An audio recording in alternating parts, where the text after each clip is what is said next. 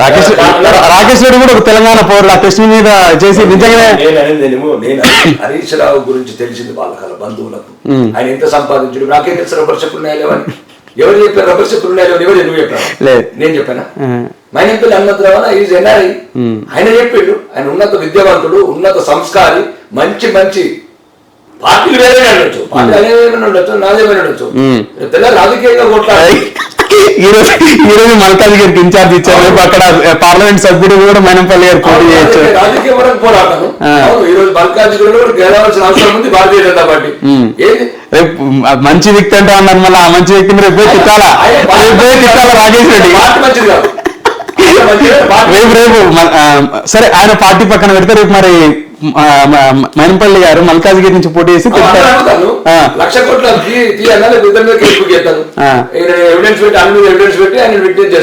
అన్న కూడా అంటాడు అప్పుడు మీ మైనంపల్లి హనుమంతరావు ఏమంటాడు అంటే సెంట్రల్ లో ఉండరు మీ పార్టీ మరి కానీ సిబిఐ ఎంక్వైరీ అయిపోయారు ప్రమాణం చేసిండు కాబట్టి తిరుమల కొండ మీద ఆ ఎవిడెన్స్ అని తనే చెప్పాలి కదా ప్రాపర్ చెప్పినట్టు తను చూసిండు ఇన్ప డబ్బులు తను చూసిండు తన ప్రత్యక్ష సాక్షి తనకి 1,00,00,000 కోట్లు అడిచిన ఒకటండి నాకు వ్యక్తిగతంగా ఎవరి మీద ద్వేషం లేదు నేను ఒక రాజకీయ నాయకుడు రోజు ఇట్లా గుణమే చేసుకుని నిజంగా ఎవరి మీద లేదా వ్యక్తిగత ద్వేషం జీవన్ రెడ్డి గారి మీద వాడి మీద కూడా వాడి మీద ఎందుకుంటుంది వాడిని ఒకటే నేను ఉండగా వాడిని తెలంగాణ అసెంబ్లీకి ఎట్టు దాకా నేను అంతే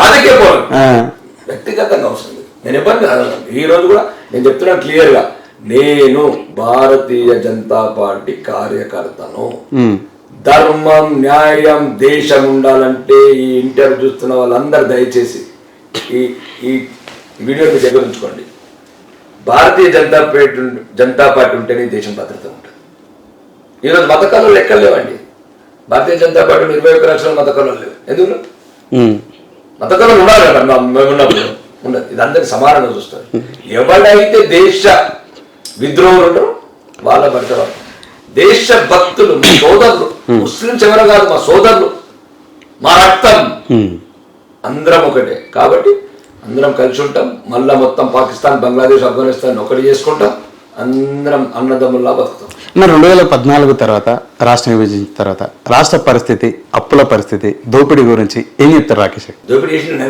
6,71 కోట్లు ఒక శ్వేతపత్రం మాజీ ముఖ్యమంత్రి తుగ్లక్ ఎటువంటి అవగాహన లేదు రాజకీయ అనుభవం లేదు ప్రజల మీద ప్రేమ లేదు సెంటిమెంట్స్ రెచ్చగొట్టి ప్రజలను అమాయకులు చేసి ఈరోజు అప్పుల పాలు చేసిండు ఈ అప్పులు ఎవరికి ఇచ్చాడండి ఎవరికి ఇచ్చాడు మేఘా కృష్ణారెడ్డికి కూలిపోయే కాళేశ్వరం కట్టి కాళేశ్వరం నీళ్ళు వెళ్ళిపోతే అలా సిద్దిపేట ఒకటే జిల్లా ఉమ్మడి మెదక్ జిల్లా ఇంకా 32 జిల్లా ఏం కాదు అలా 3 రిజర్వాయర్లు కట్టుకొని 1,00,000 కోట్లు పెట్టుకుంటావు సగం కూలిపోయింది ఇది ఇప్పుడు ఇంటర్నేషనల్ ఇన్వెస్టిగేషన్ ఏం చేస్తుంటే 5 నిమిషాలు చాలు వీళ్ళందరికీ తడాగా ప్రధానంగా ఎక్కడెక్కడ అవినీతి జరిగిందంటారు మీ దృష్టిలో మీరు అబ్జర్వ్ చేయడం మొత్తం ఫర్ ఎగ్జాంపుల్ 1,00,000 కోట్ల అవినీతి ఎందుకు జరిగిందంటే సుమారు 66,000 కోట్లు రైతు బంధు రూపంలో ఇచ్చారు రైతు బంధు ఎవరికి ఇవ్వాలి పంట పండించే వాళ్ళు పచ్చటి పంట ఓకే ఎక్స్టెంట్ అయితే అనేది పక్కన పెడితే పచ్చటి పొలాలు పంట పండించి చెమట చుక్కలు స్వేద్యం చిందించిన రైతుకి ఇవ్వాలి దాంతోపాటు గిట్టుబడి ధర ఇవ్వాలి అప్పుడు రైతు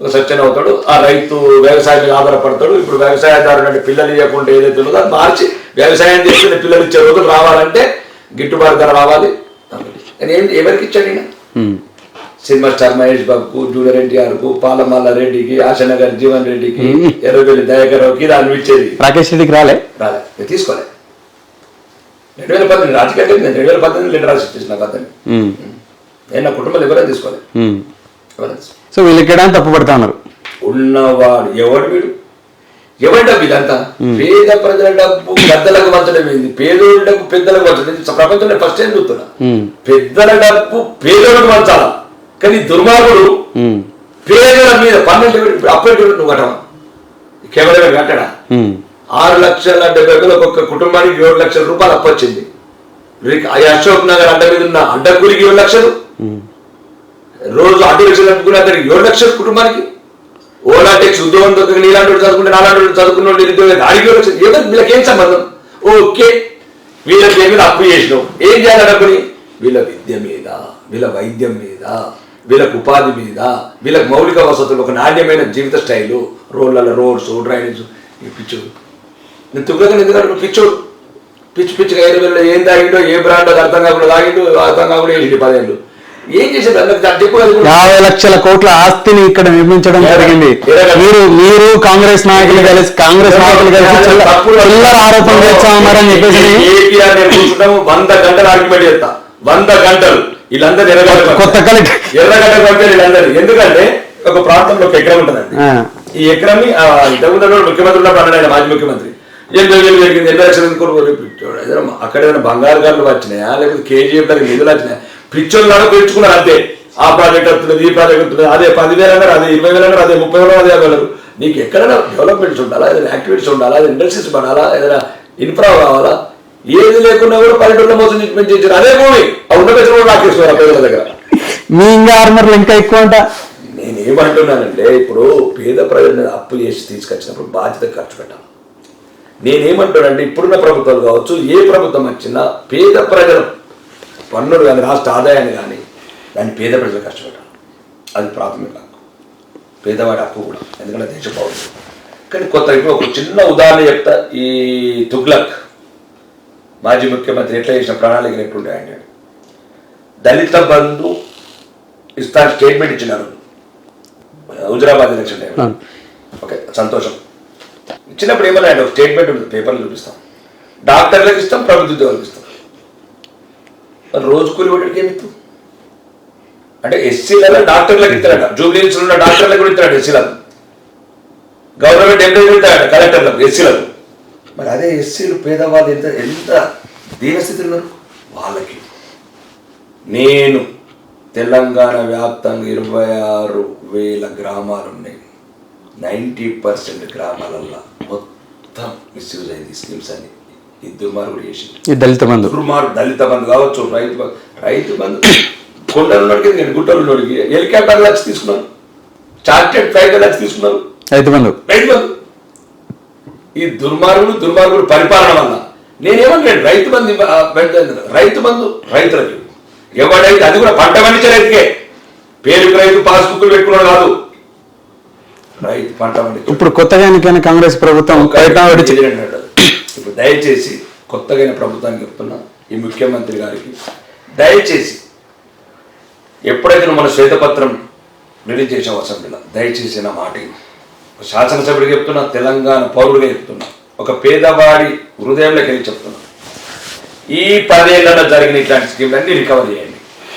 మీకు 2 సంవత్సరాల వరకు ఏ బడ్జెట్ అవసరం లేదు, యాప్లు అవసరం లేదు. ఎవడెవడైతే పేదవాడి డబ్బు తిన్నారో, ఎవడు పడితే వాడు, ఆ బంధు, ఈ బంధు, ఇండస్ట్రియల్స్ ఇన్సెంటివ్స్, ఆ ఇన్సెంటివ్స్. శంకర్కి 5 ఎకరాలు ఎందుకండి మోకిల? ముందు వీళ్ళకి ఏం చెప్పాలి అర్థమైతే లేదు. తుగ్లక్ పరిపాలన కానీ పేదోడికి ఇల్లు కట్టిండ్రి. ఇప్పుడు వాళ్ళే 1,25,00,000 వచ్చింది నిన్న ప్రజాపాలన, 25 లక్షల ఇల్లు. మరి ఎందుకు కట్టలేదు ఇల్లు? పేదోడికి కనీసం ఉండడానికి 25 లక్షల అప్లికేషన్ వచ్చినాయి. కోర్టు అప్లికేషన్ అవసరా? కనీసం రేషన్ కార్డు గురించి 50 లక్షల అప్లికేషన్ వచ్చింది. ఇదా మీ ప్రభుత్వంతో నీ బతుకు చేయడా ఉండాలి అంటే ఇంకా మరిగా నేనంటే ఈ కాపం మాట్లాడుతున్నాడు, అది ఇదా పేదోడు మీరు చేసేది. నేను అందుకోసం అంటున్నాను, ఇవన్నీ ఒక ఎత్తు. ఇప్పుడు ఒకటే గౌరవనీయ ముఖ్యమంత్రి రేవంత్ రెడ్డి గారికి చెప్పేది, ఈ 10 ఏళ్లలో ఎవడైతే అనుభవించుకోండి, నాకు మా హార్మోనియం రా కమ్సే కమ్ 1000 కోట్లు వస్తాయి.